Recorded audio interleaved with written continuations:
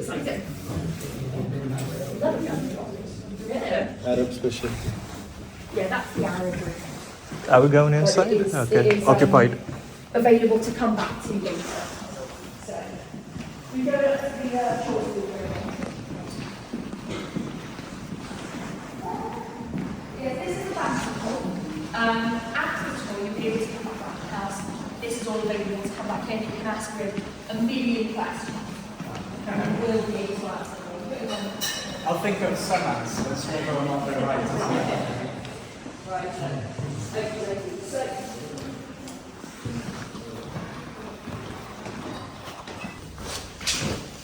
So, Wow. this is actually my favourite room in the house, so I'm really pleased to get to work here today. From the outside of the castle, this is a tower that looks really gothic in comparison to all the others. This is the Beecham Tower. I know what you might be thinking. Amy, you said he was a happily married man. Why are we in a bedroom with a single bed? Well, so yes, grab one last picture, then head on up the stairs, up to the rooftop garden. I got radioed just before your guys' tour to tell me that they've put a radiator and a dehumidifier up there. So, sorry if they're in the middle of the path. I don't know where they'll be. I've not been up there because I was picking you guys up at the time. What would happen when they weren't here then? Would it be occupied by servants? Yeah, they had a skeleton staff that would stay here year round. I think it's about 20 people. That would.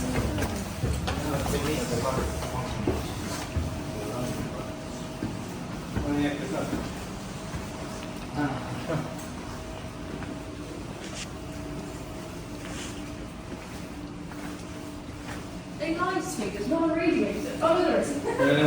Anyway. And it's on. And it's on. Fabulous. Let's grab one last picture, and then head on down the stairs. Sorry, I'll move on to it. Why are you there? Nah, these stories are really good. Yes, very good.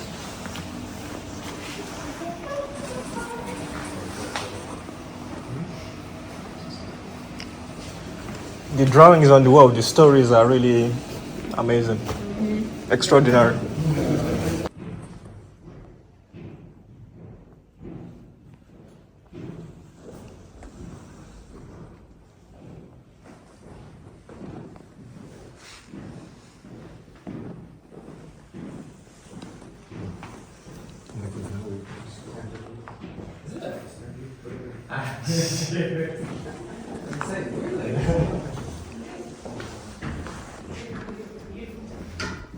So, this is the small dining room. It's bigger than some flats I've lived in. It is the small dining room. Hey ho. Yes, that's the end of my tour then. I hope you guys had fun. You've been a fantastic group. Thank you. If I could have your guys' lapels back, that would be amazing. That way the ticket office won't get grumpy at me.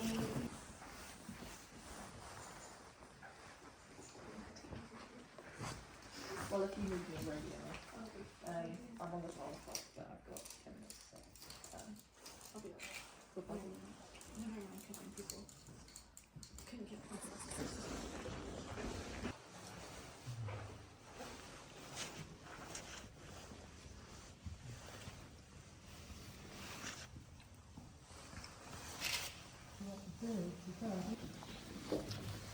Sorry, thank you.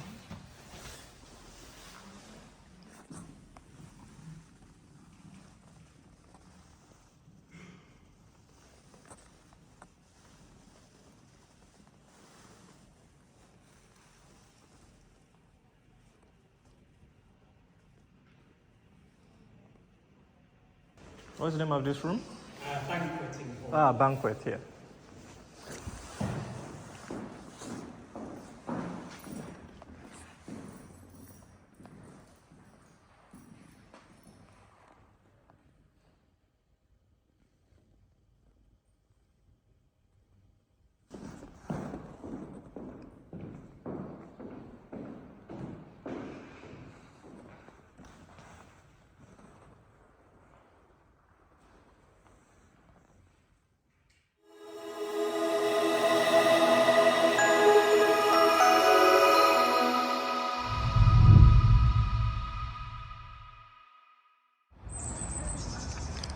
All right, folks, I'm headed for the part 2, which is a guided tour.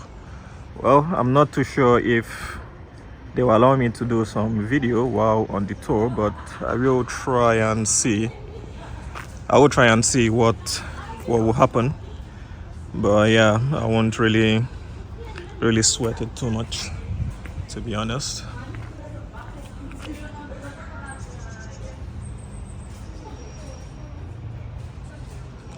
All right, so let's head up the staircase and go towards the meeting point. Oh, damn it.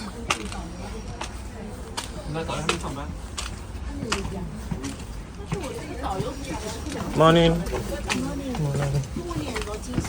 Morning. Morning.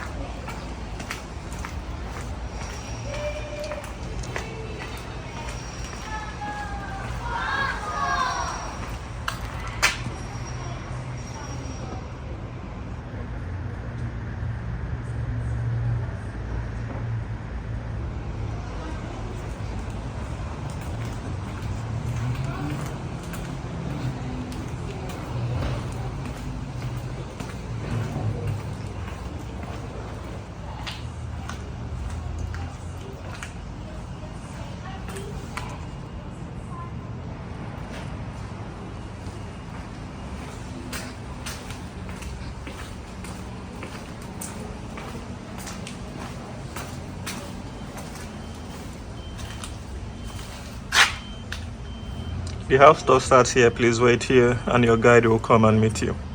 The 45 minutes guided tour includes access to additional castle rooms. If you wish to upgrade your ticket, simply return to the ticket office and ask for a house tour for a small extra fee. Hello. How are you? Yeah, it's closed? Yeah, it is closed. Are you the tour master? No. Okay.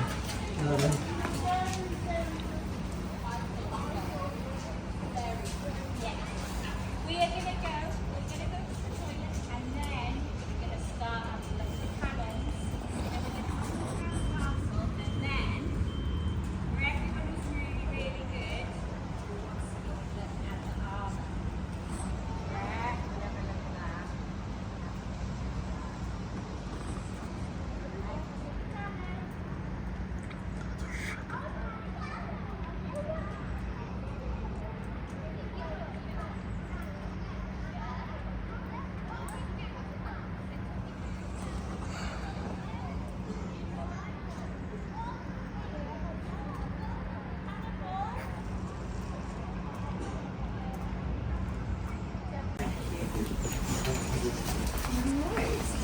Good morning.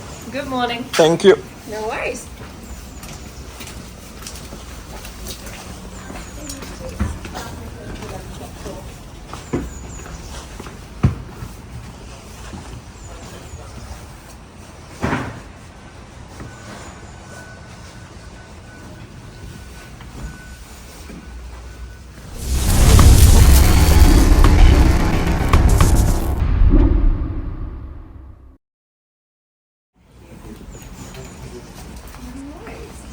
Good morning. Good morning. Thank you.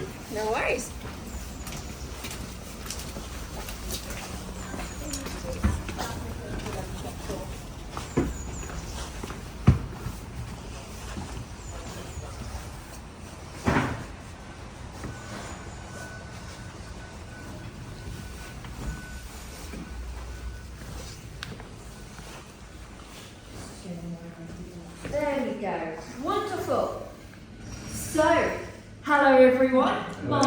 Amy. I'm going to be taking you guys around today. Before we get going, we've got a couple of little boring admin things to get out of the way. First and foremost, please feel free to take photos. The rooms we're going to see are gorgeous, so snap away. Sorry if I'm in the corner already of them.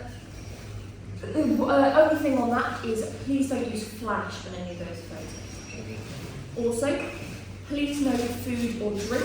A little sip of water is alright, we are going to be going up some stairs. But if anyone somehow snuck an errant glass of red wine past me, it's a nightmare to leave.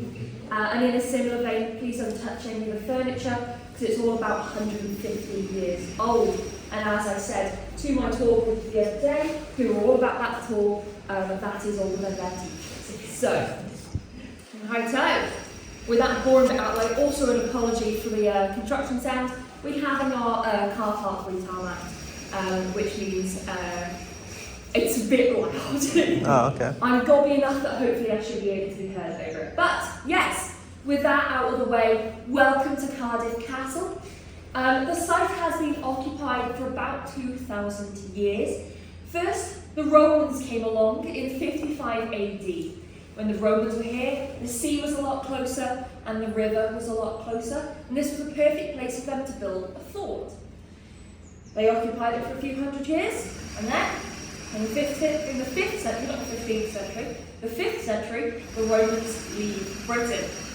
Then, in 1066, the Normans come along from France, and they do pretty much the exact same things as the Romans. They're going up and down the country, they're building castles all over the place. And they come to Cardiff, find the remains of the Roman fort, and build straight on top. They built the stone keep you probably saw in the centre of the grounds on your way in. The site changes hands for the next few hundred years. Through marriage and through gifting, it's never bought and never sold. So it's quite literally priceless. In the 15th century, a manor house is built on the site. We'll see that a little bit later on. And then in 1766, it passes to the hands of a man named John. John is the first Marquis of Bute. That's the family we're going to be talking about, the Bute family. Now, the first Marquis doesn't do a lot with the site. His grandson, the second Marquis, absolutely does. The second Marquis inherits Cardiff Castle and the Glamorgan estate around that time of the Industrial Revolution. It's a big, big deal. Is anyone from Cardiff? Anyone from Wales? Right, so you'll probably know Welsh coal is fantastic. Cardiff coal is even better because Cardiff coal is really hard, so it burns really, really hot, which is fantastic for steam power. So, the second Marquis realises he's onto something here, and he opens up a bunch of coal mines, he builds up the railways, and he most importantly builds up Cardiff docks, practically doubles the size and then some. He almost bankrupts the family in the process of doing that, but when it's over, Cardiff is one of the largest coal exporting ports in the entire world. At the height of the Industrial Revolution, with a coal that's extremely valuable, and the family owns every single step of that process. The mines, railways, docks, and the ships as well. So you can imagine the amount of wealth that starts pouring in. Not that he gets to appreciate it for very long, because he actually dies of a heart attack in his early 50s. Leaves everything to his son, also named John, the third Marquis of Bute, who's only 6 months old. And no one is leaving a baby in charge of a coal exporting empire. They simply don't have the head for the finances. So it's placed in the hands of some trustees until he turns 21. I've got a picture of him up here. It is John Patrick Crichton Stewart, the third Marquis of Bute, and his lovely facial hair. He hires this man with even better facial hair. His name is William Burgess. He's an architect. He says to Burgess, please can you renovate Cardiff Castle for me? Oh, that really is on. And he does. Burgess specialises in the medieval Gothic revival style, which is using art and aesthetics of the medieval period, viewed through a Victorian opium-fueled lens. It was high society, if you know what I mean. So Burgess did the rooms we are going to be seeing. He built the clock tower that we're currently standing in. Because we're in the clock tower, the theme in this room is time. If you look at the ceiling, you'll see the signs of the zodiac. 8 on the ceiling, 4 on the different arches. If anyone knows their star sign, have a look. I promise it's up there. I'm a Virgo personally, so I'm over there. To make it a little bit easier to spot them, they're divided down into the different seasons. So ahead of us there, we have spring. Over here we've got summer, behind the wall, autumn. And up here we have winter. Now coming down another level, we've got the windows. They are decorated with the Norse gods, where the days of the week get their names from. So ahead of me up there, we have Mani, Tia, and Woden for Monday, Tuesday, and Wednesday. To the right there, Chris Hemsworth himself for Thor. Thor's day becomes Thursday. He's up there with his mum Frigga, and the god Saturn for Friday and Saturday. Now I'm not fantastic at maths, but I do know that 6 is less than 7, and we are missing a day. Sunday, simply represented by the sun in the centre of the ceiling. If you follow those beams down, you reach the corners where we have the different days of the week. Over here, the sun low in the sky for morning. Dead ahead of me there, high in the sky for noon. Above the door, it's been covered by the moon slightly for evening. And over here, hidden next to the fireplace, we have midnight.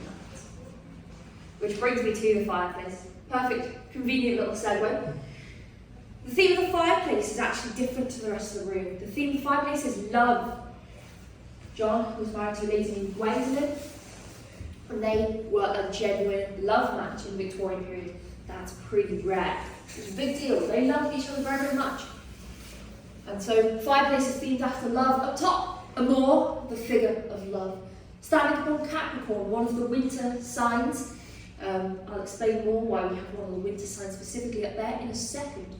And below that, I'm sure you all speak Latin. In case anyone has forgotten, I shall translate it for you. It says, love conquers all, let us all yield ourselves to love. It's from a poem by Virgil. The third Marcus is a very well-read man, and he does love his Virgil, he does. Down here we have lovers in winter, hunting, sitting by a fire, and ice skating as well. Now, this is the family crest. Bear this in mind, this is in every single room we're going to see. I said his name was John Patrick Crichton Stewart. This is the Stewart line. He's very, very proud of his heritage. Stewart is a Scottish name. The family was Scottish. Isle of Bute, all the way from Scotland. This was not their primary residence. They came here for about 6 weeks a year. They've snuck in the Stewart's crest everywhere. It's up on the beacons above us as well. I spot it somewhere new every single day. I'm not even joking. It is hidden all over the place. Now I said I'd come back to explain why we have a winter sign, and that is because this is the winter smoking room. It did have a summer smoking room. It's upstairs, but in the winter, this is the space they would use. Which brings me to this piece of furniture, valued in 2016 as £1 million, so I shan't be opening all the drawers for us. But I shall wave my hand generally where the things I talk about are. Here, we have some flaps that lift up that would have contained drawers with tobacco and cigars. Down below, 4 drawers, 4 different types of alcohol. And at the bottom there, you see the scuff marks on the floor. That's where the cellarette comes out. The cellarette being a mini cellar, mini bar, basically. That will have held 30 to 40 bottles of wine. It's a perfect amount for a gentleman who is entertaining, and he would have been entertaining. On those 6 weeks, he was here, they had big parties. And in the evening, the gentlemen would come back in here, they'd smoke, they'd drink, they'd gamble. There's nothing worse than when you're on holiday, smoking, drinking, gambling, then to be interrupted by your wives, your girlfriends, your kids. And so they had a method to try and deter us from getting in. He has not worked on us yet. But as we head out now, have a look up in the little porch, you'll see an image of Typhon, the Titan of disaster. He's there to scare people away. So, follow me to the children's nursery.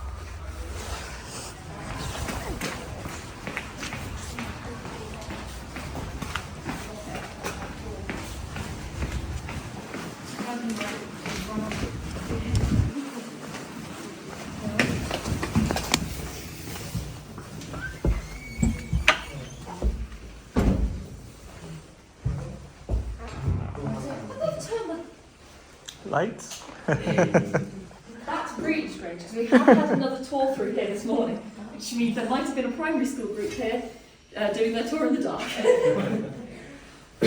don't know. Strange co-workers.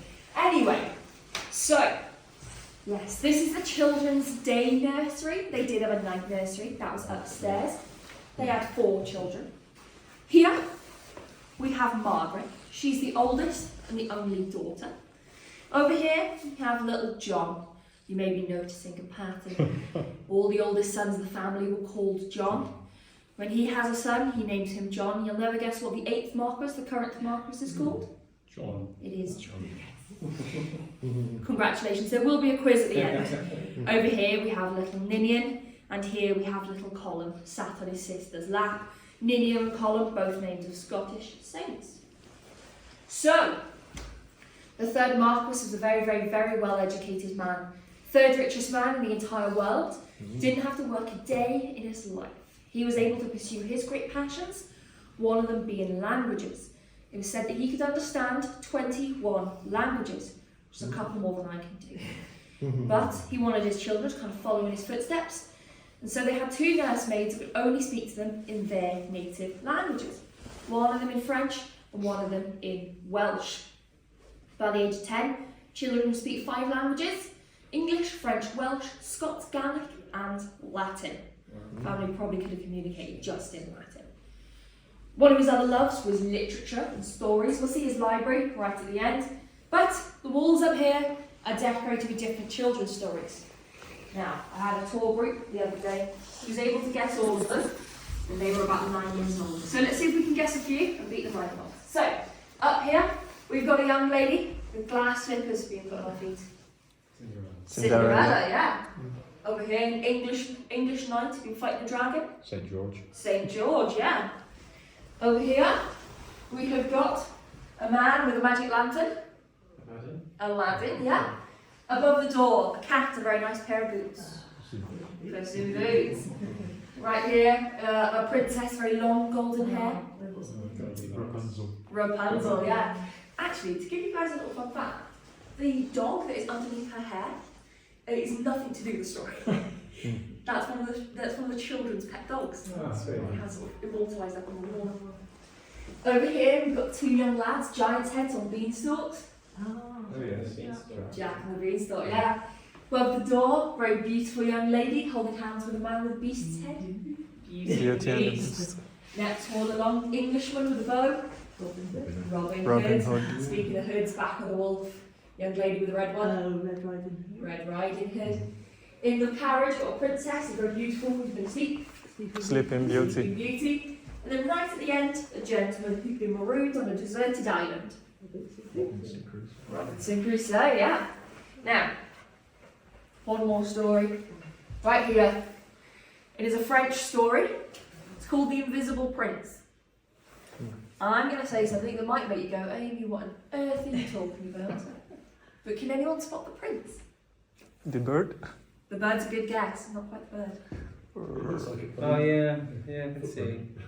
So- The branches, like the shape. Yeah. So his chin is resting on the bird's head. The bird's mouth, there's a twig leading up to his nose and his forehead. He's got a crown of leaves on. I have got a close-up You see version. it? So the bird is. Here we are. Yes. So there's his nose and his forehead. There's the crown of leaves with his shoulder down. Oh, yeah, I see. His Yeah, legs yeah, are yeah. in the long grass there. No, I see, yeah. Yeah? There is postcards of him in the gift shop as well.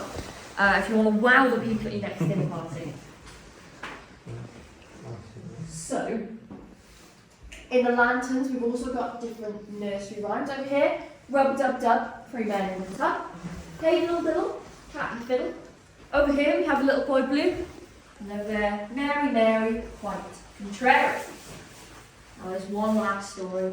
A lesson for the children in the fireplace. being the third richest man in the entire world, he was very, very aware that his children would grow up with great amounts of wealth and not know anything different. So he is trying to teach them to be humble. We've got up top the figure of fame, and below the herald, with 2 trumpets, one of good fortune, one of ill repute. So from an unfinished Chaucer's tale in the house of fame, he's teaching the children, don't blow your own trumpet, or you'll make a fool of yourself. If you look at the figure of fame started sprouting donkey's ears, you'll make an ass. It also shows in Shakespeare with Midsummer's Night's Dream and in Pinocchio, which terrified me as a kid. So, we're going to go now to the banqueting hall. How many of us are there? There's 6 of us. Ooh. Speaking of Chaucer, should we go to a room that's not normally on at all? Just one little thing. Uh-huh. I mean, Jack and the Beanstalk, and there's 3 giants. So there's 2 stories up there. There's Jack and the Beanstalk and Jack the Giant Killer. Oh, They kind of get Yeah. merged a little bit. We don't talk about all the stories on the walls, Yeah. mostly because I don't want to explain to the primary school group Lady Godiva. Yeah, you might get sent to country. Yeah.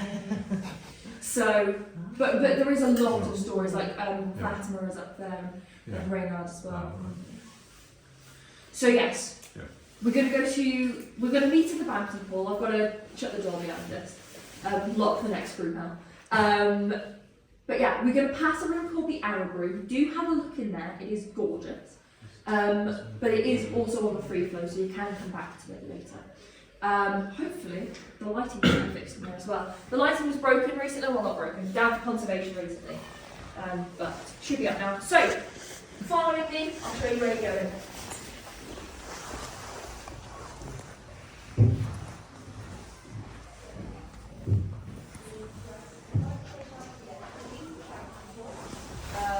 And then I will show you guys up to the Chaucer room.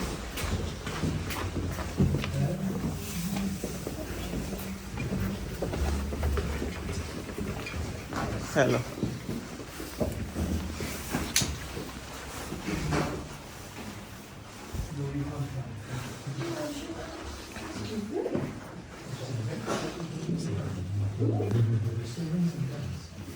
Ooh, exciting.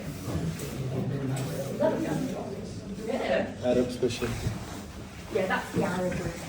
Are we going But inside? it is, Okay. Occupied. Available to come back to later. So, we go to the Chaucer room. Yeah, this is the banquet hall. After the tour, you'll be able to come back around the house. This is all available to come back in. You can ask for a million questions. And we will be able to answer them. I'll think of some answers, whether or not they're right. Right. Okay, so.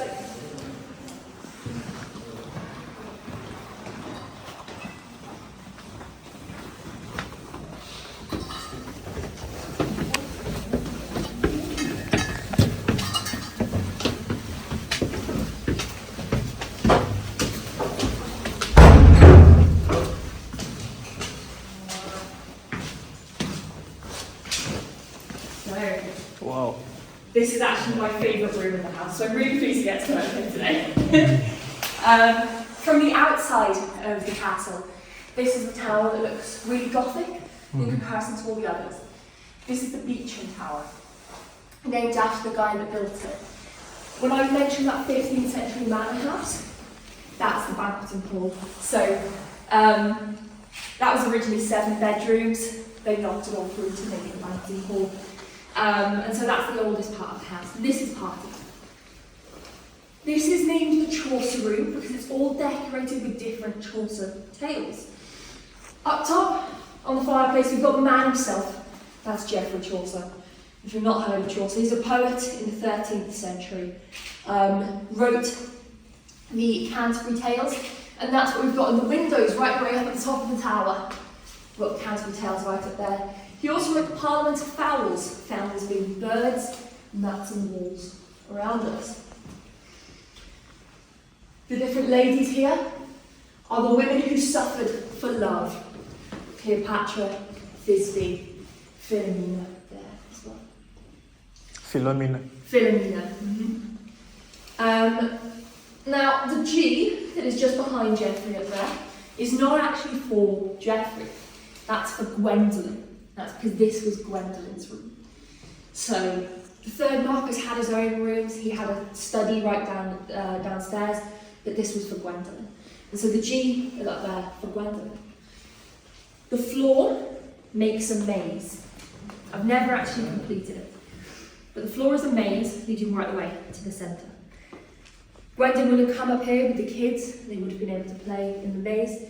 We've also got the alphabet over here in the fireplace, and she would have been able to teach them the alphabet. So yes, very sweet room, very lovely room, my personal favourite. The walls have all got panelling done in a local workshop. It's called the Butte Workshop.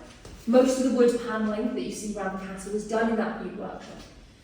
But this one's really, really nice because it's inlaid with mother of pearl. Any of the little shiny bits you see is mother of pearl. And then round the top here, we have the flowers of the British Isles. So we've got Scottish thistle, English rose, Welsh daffodil, and then a shamrock island. Downstairs in the banqueting hall, the ceiling in there was also done by local craftsmen, but that's out Scottish pines. That was imported all the way down from Scotland. I believe this one was local wood though. So yes, there's the Chaucer room. Have I missed any of the facts? I don't normally come up here, so I don't have my little spiel ready to go. But yes, we could only come up here with groups of 5 or less. Because it's such a small room and such a narrow staircase. But you guys have lucked out. We're going to go to the Butte Tower now. The Butte Tower is up a spiral staircase about 20 steps, seeing in a room, up another 20 and then seeing another room. The stairs are all flat and even, there's handrails both sides. If anyone can't do that, let me know and Rydian will be able to direct you to where to. We can catch up with this later. But other than that, we are then going to be coming back down those stairs, should say, back down those stairs and then some more. So up about 20, seeing a room, up 20, seeing a room, down about 80-ish. So, in which case, grab one last picture in this room and we'll follow me into the Butte Tower. Sorry, getting there already.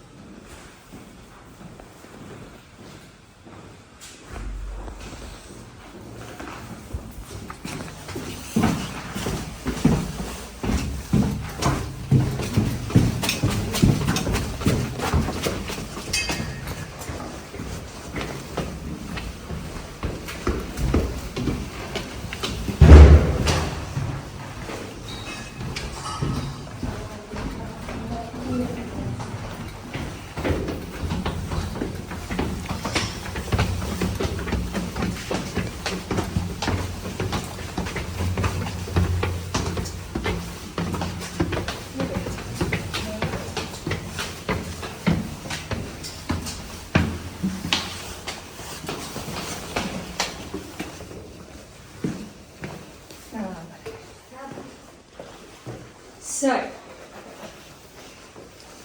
I know what you might be thinking. Amy, you said he was a happily married man. Why we had a bedroom with a single bed? Well, this was John's bedroom, but he was a Victorian aristocrat.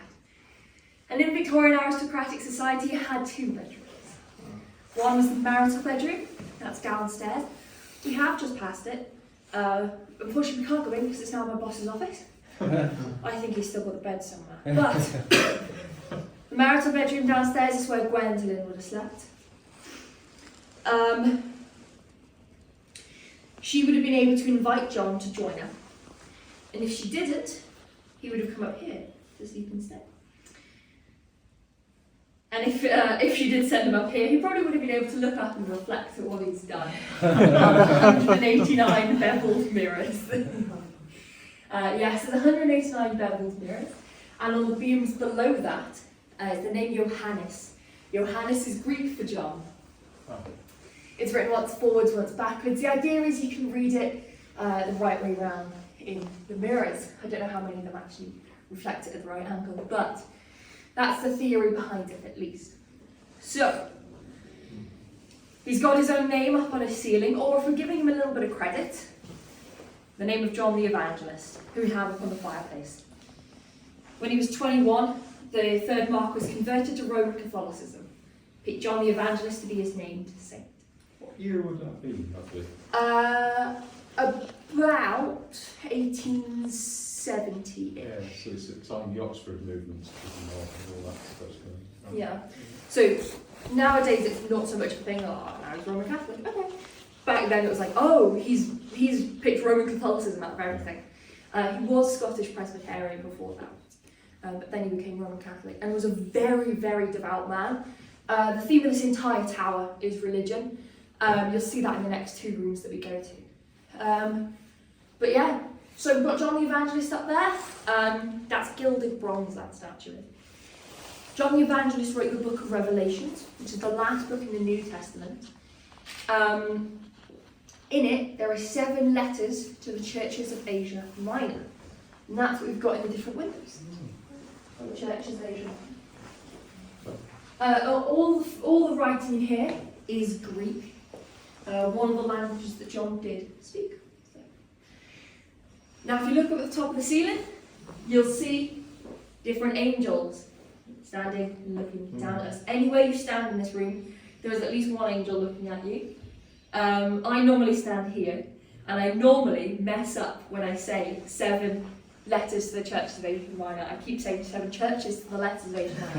Which means that angel and those 2, I simply do that quite a few times. But I've managed to do it, not do it today. So yeah. Do you know the names of the angels? The angels do not have names. They are just representatives of, representations, okay, of different angels. Ah, okay. They might have names actually, but I'm Angel Gabriel, Angel Michael, Angel Raphael. very possible that they do. But I've heard they're just generic angels. But I will ask around to find out. Angels. The other big religious symbol in here is his wardrobe. It is built to look like a Catholic confessional box, which is perhaps a little bit strange, but it's what he wanted, so it's what he got. Speaking of getting what he wanted, did you all spot the bathroom? Yes. The bath in there is enormous.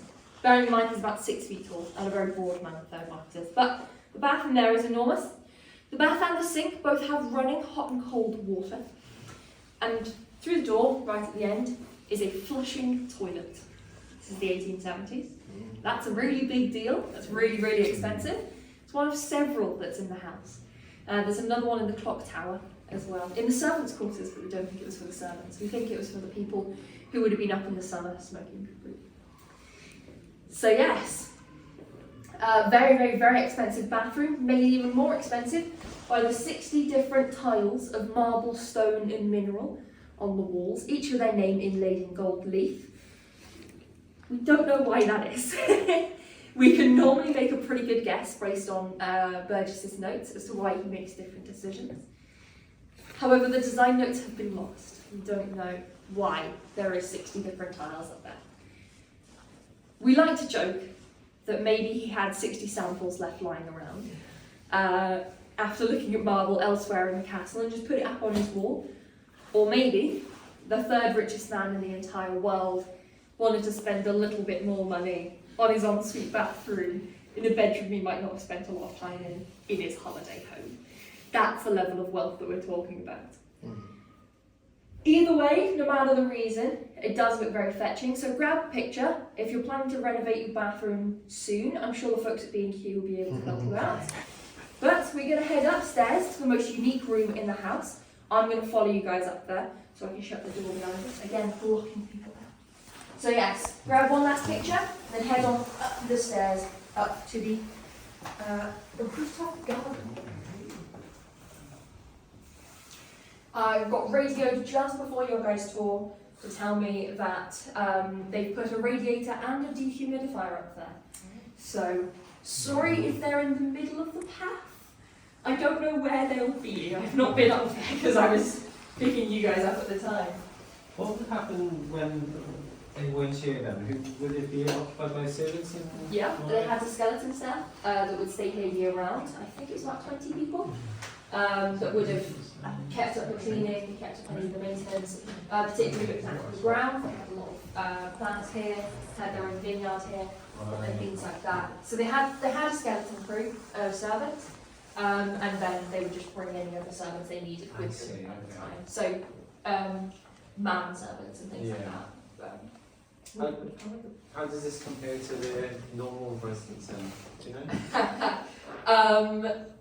Their normal residence, I think, is a bit bigger. It is very far away. It's all the way up in Scotland, and I've not had a chance to visit it yet. Me and my brother were going to Scotland for a few weeks though, and I was like, what's the chance of that? But I don't think we're going to get a chance. But it was, I think, even more fancy. But they had 15 properties across Britain. They had another one close at hand here, Castle Hawk, which is, orientate myself. Where are we? Oh, Somewhere in There's, that direction. that way, I believe it is. Castle Hawk is that way. Which you can't actually see from the top of the keep if you go to the keep. Yeah, it's that's the same level. That was a Burgess job as well. I don't think Burgess did their main residence. He only worked in here for about 10 years. 1869 was the first thing he started doing, which was the clock's job. And then he passed away in 1881. So, yeah. But I mean, when you've got enough money to burn, you might as well get the job done fast. Exactly. So yeah. But yes, head on up the stairs before you go there.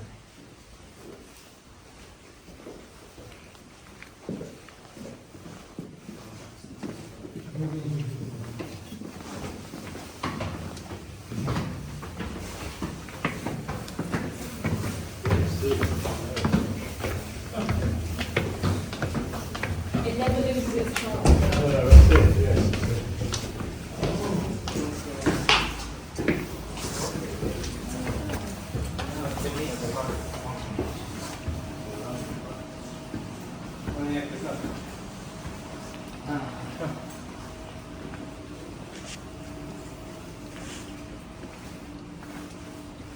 They lied to me, there's not a radiator. Oh, no, there is.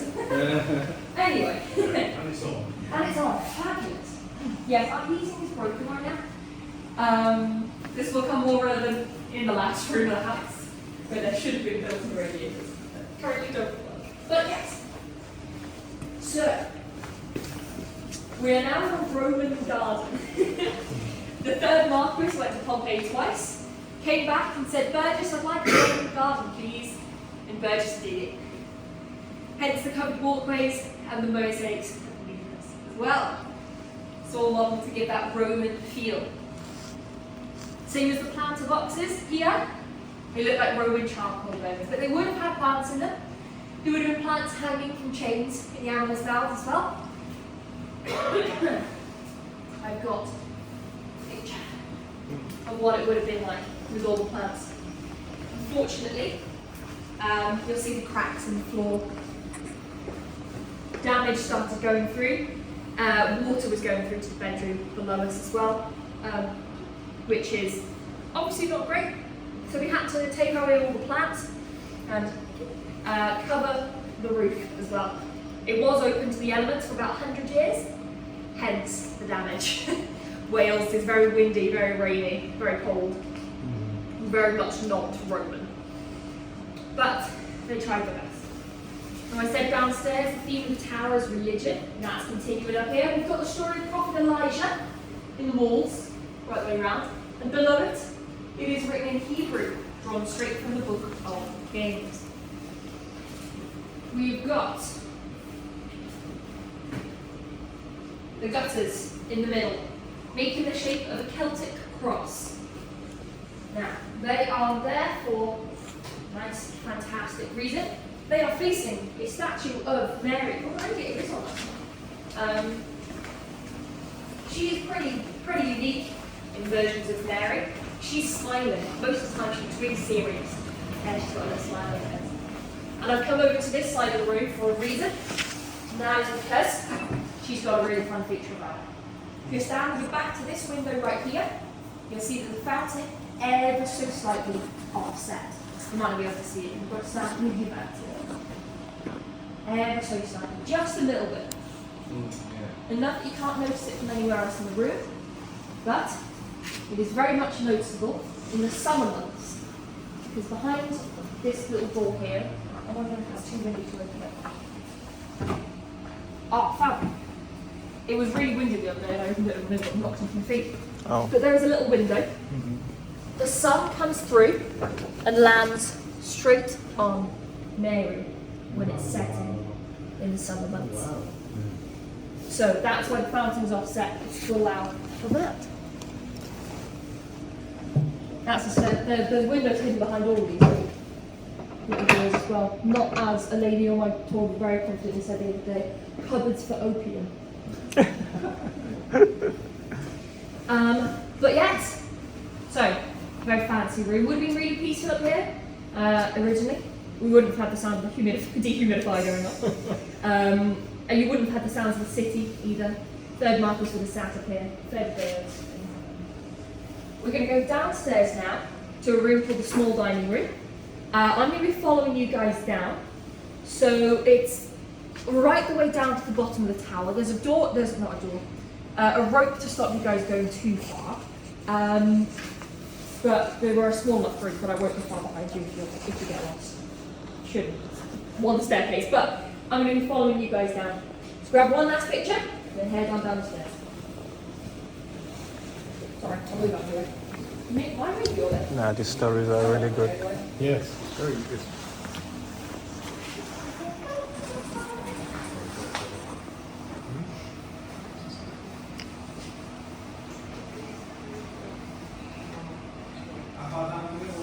All the way down, yeah.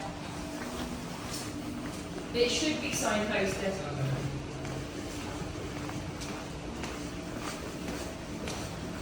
The drawings on the wall, the stories are really amazing, extraordinary.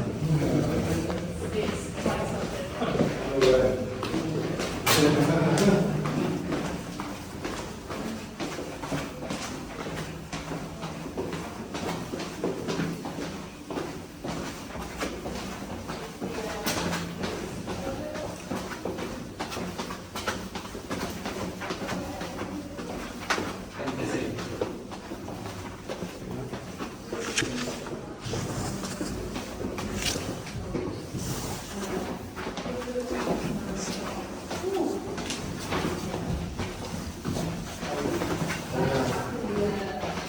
Looks like we are involved.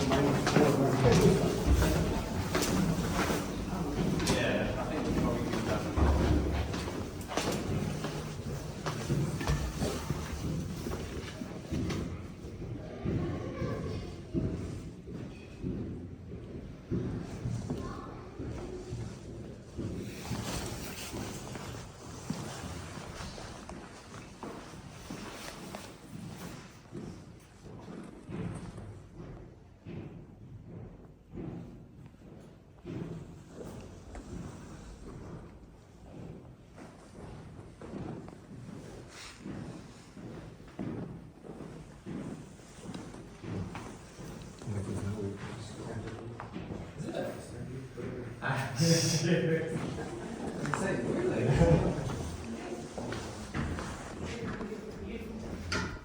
So, this is the small dining room. It's bigger than some flats I've lived in. It is the small dining room.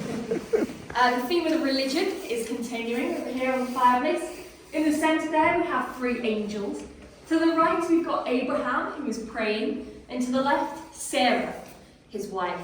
Sarah is hiding a lamp behind her hand. That's because she's just heard the angels say that she's going to have a baby. She thinks it's utterly ridiculous because she's in her 90s and her husband is over 100, which is not normally the age when people have kids. But the Lord works in mysterious ways. And so she does They named their son Isaac, which is Hebrew for laughter. The story continues in the stained glass windows till it reaches its climax just behind you guys, where Abraham has taken Isaac up to the top of a mountain and is preparing to sacrifice him to prove his devotion to God. An angel's coming down saying, hold on, you don't actually need to sacrifice Isaac, you've passed the test. Sacrifice the ram instead. And so he does, he sacrifices the ram, and then the two of them probably have a very awkward walk back down. Yes, the walls in here are a little bit different than some of the other decoration we've seen so far in the castle. And that's because I said Burgess passed away in 1881. He didn't finish this room. His apprentice, a man named William Frame, put up a new invention. You might have heard of it. It's called wallpaper. Very fancy at the time. It's painted Hessian, so it's just a type of cloth. It's all hand painted. And they wouldn't have actually seen it very much.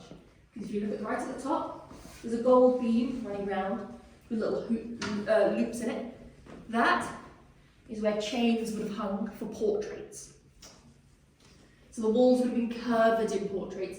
There is another room through that door right there that would have been covered in more portraits. However, right now, some of those portraits are off the wall to be cleaned. So they're using that room. We'll be able to see in through the door when we go to the library. But you can't go in now, unfortunately. That's normally where I'd finish. But we're going to be finishing in the library instead. Because this is the dining room, the centerpiece is obviously the dining table. One of only two like it in the entire world. It's got a hole in the middle there, and then these flaps lift up, and you can put something in the middle of the table. There's a pedestal underneath for it to rest on. Anyone think they can take a guess as to what that might be? I've heard everything. I've heard umbrellas. Somebody just said a bottle of wine, and I said, I suppose it could fit. One little lad a few weeks back said computer cables. Yeah, I'm just sort of. I've whittled it down. I've got two things flying around in my head. One of them is like something for surveying, like a rotary. The other is maybe you found it photograph. Not quite. So the closest one there is the thing for serving. You've got to imagine you're the third richest man in the entire world. Down here we have about 6 courses, one of them being the fruit course. In your fruit course, you wave a hand for your butler to come over here to this little monkey over here. He's got a chestnut in his mouth. That's a button. That rings a bell downstairs in the servants' quarters to let them know it is time for the gardener to come up and bring with him a grapevine from the Lord Bute's own vineyard to put in the centre of the table so they can sit and pick fresh grapes. So something for serving, very close, it's just that something for serving is a whole grapevine. But yes, third richest man in the world. If they haven't shown off their wealth so far, hopefully that's done it. They did actually try and make wine from the grapes. Mixed reviews on whether or not it's very good. Some people said it was great. Apparently we've got some bottles left. And my boss keeps telling me he's going to show me the wine cellar, but he hasn't yet. But yes, apparently there's bottles. Some people said not so good. One newspaper review from the time said that it took 3 men to drink a bottle of the Lord Bute's wine. 1 man to drink it, the other 2 to hold him down. So perhaps not the best wine, but hey ho, they tried their best. Grapes don't grow well here in Wales. So we're going to go now to the library, the last room on the tour. So it's just down the end of that corridor right there. And this is where the heating being broken will become apparent.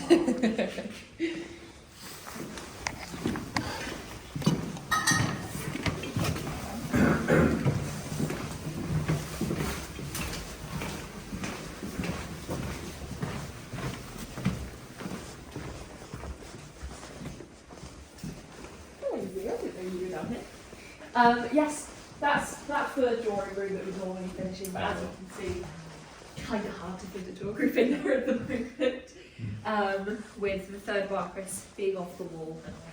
But we'll go by the fireplace, that's the nice spot to finish at. So, I said that you spoke 21 languages. We've got a few of them up here. These are ancient languages that he's sort of paying homage to. So he didn't read cuneiform, but he is sort of comparing himself to those ancient peoples. We've got Greek cuneiform, which is the oldest written language. Aramaic in the middle, language of the Bible. Remember, he's Roman Catholic. Here, Egyptian hieroglyphics. And right at the end, it's a little hard to spot, we've got Viking runes. So, ancient languages, and he wants to be a bit more like those guys.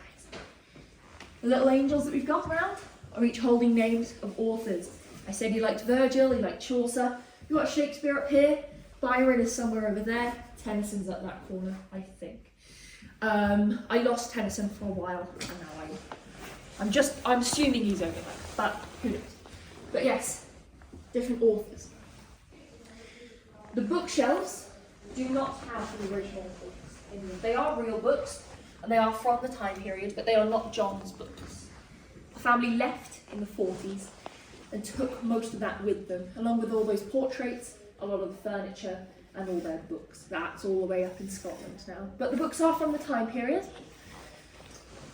The reason they left is because the 5th Marquess gifted Cardiff Castle and the lands to the people of Cardiff as a thank you for everything Cardiff had done for his family. Bear in mind they got their wealth from the coal mining empire, so they had a lot to be thankful for here in Cardiff. It was also a business savvy move. Both of his parents had passed away within a month of each other, so he'd been hit with a lot of inheritance tax. The coal mines had been nationalised, and he was still paying for the upkeep and the staff here at Cardiff, despite it still only being a holiday home. So by gifting the castle, he got a big old tax cut for it.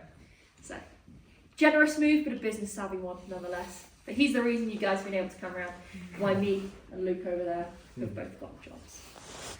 So, yes.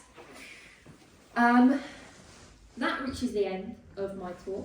I will leave you guys with one little fun fact. I said up in the nursery that the 8th Marquess is still going around. He's still called John. He is living down in London as a chef. He's apparently a very private man, but we do know that he is single, in his 30s, and apparently has fallen on harder times. So it would have to be for love if you're looking to set it. They're down to the last 400 million. The heart weeps. But hey ho. Yes, that's the end of my tour then. I hope you guys have had fun. You've been a fantastic group. Thank you. If I could have your guys' lanyards back, that would be amazing. That way, take it off and point get grumpy at me. Thank you so much. Thank you. If you guys want to come back in and see the banqueting hall and the Arab room, it's just through the entrance hall and up the stairs. Failing that, there's also the Law Butte study right in the corner of the entrance hall as well. Failing that, it's just through the entrance hall and down out the front door. I hope you guys have a lovely rest of your day. Do go and see the keep, see if you can spot Castle Clock. I don't know if the weather will permit it today, but yeah. Thank you very much. Thank you. Thank you.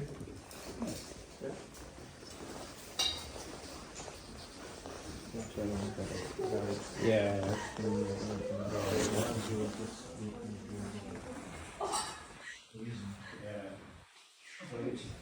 Do you have I'm only doing one talk. Yeah. In my level 40.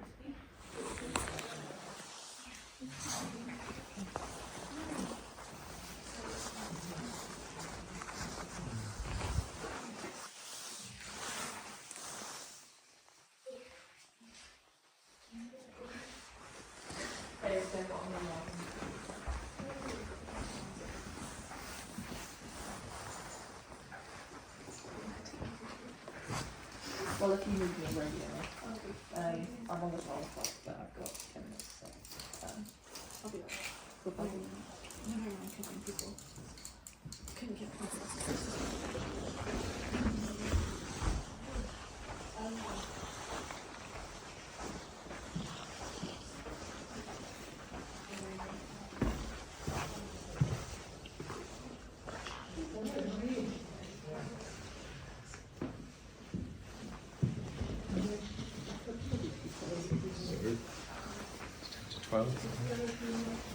Yeah, so if you go upstairs, turn right and it'll be along the corridor.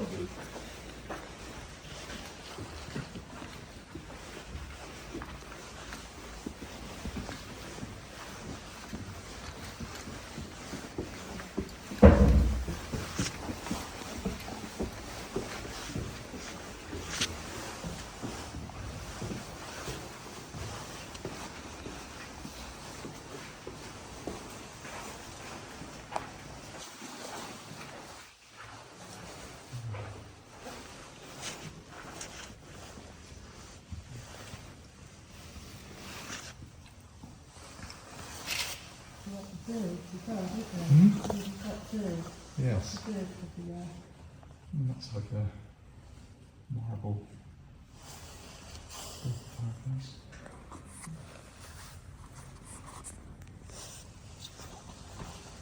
Too much to try and process with this one.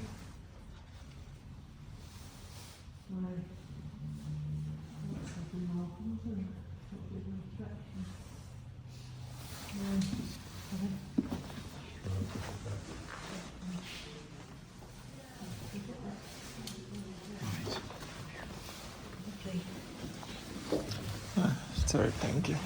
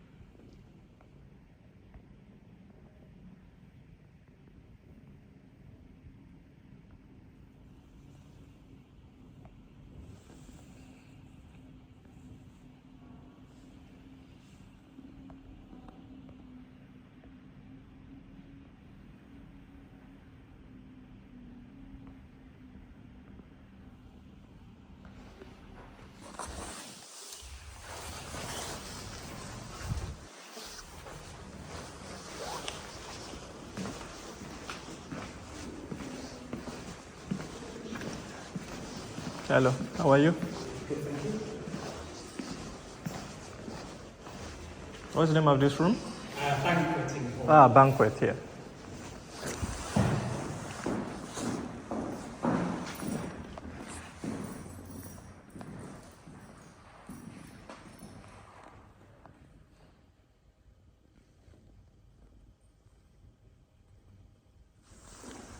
Oh, sorry.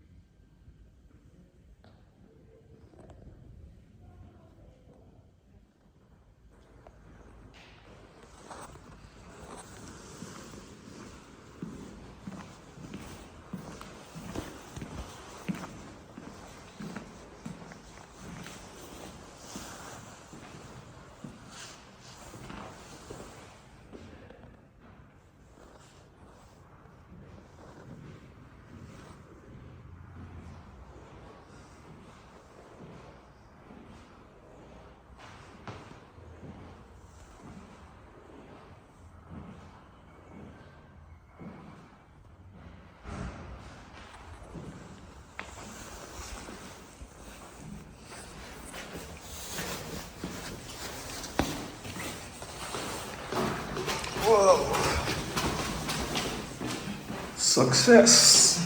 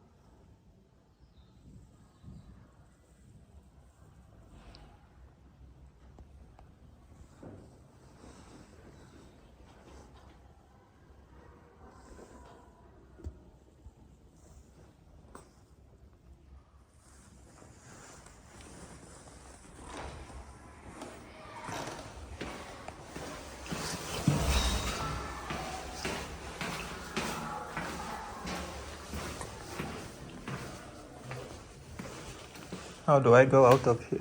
I'm going. Okay, I need to go out. Straight through there Yeah. and then back out again. This room is not open, eh? No. So some of the paintings have conservation work happening, unfortunately, so we can't really let people in at the moment. Oh, okay. Who is that guy in red? Sorry? Who is that guy in red? That is the second Marquis of Bute. So he is the father of the third Marquis in the portrait that's okay. being restored. Wow. It was the third Marquis who redecorated the house. Ah. It's the second Marquis who made the money to do so. The rich man, eh? Yes. Nice.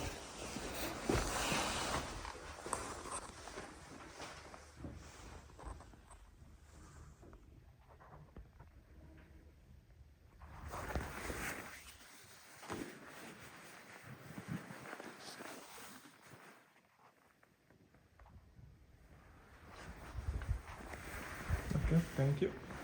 Thank you.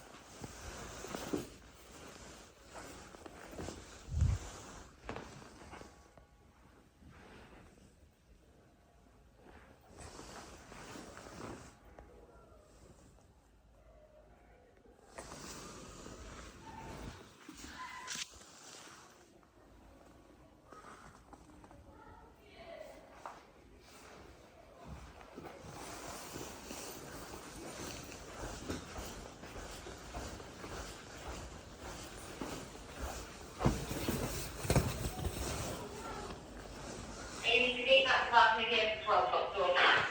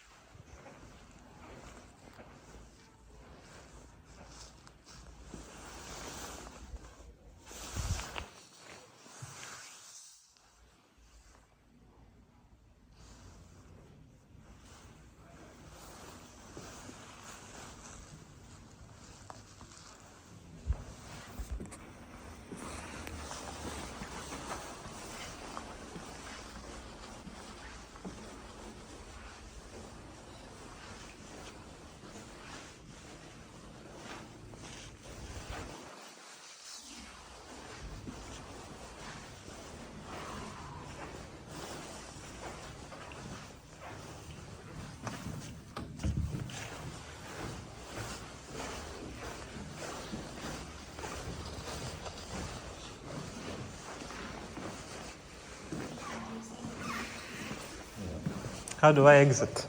The exit is in downstairs. Oh, okay.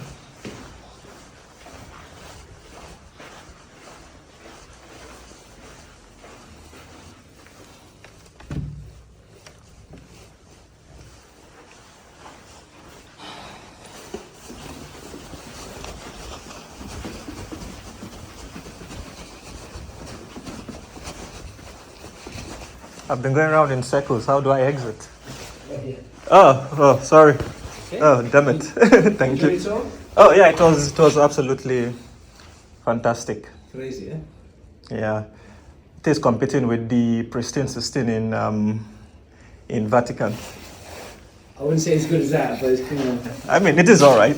It's not too bad, but yeah, it is actually fantastic. That's a crazy place. Yeah, yeah. It is worth the money, though.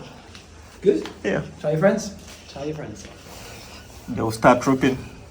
Just give it some time. Most of my friends from New Zealand, they will come Nice. and visit. Thank you.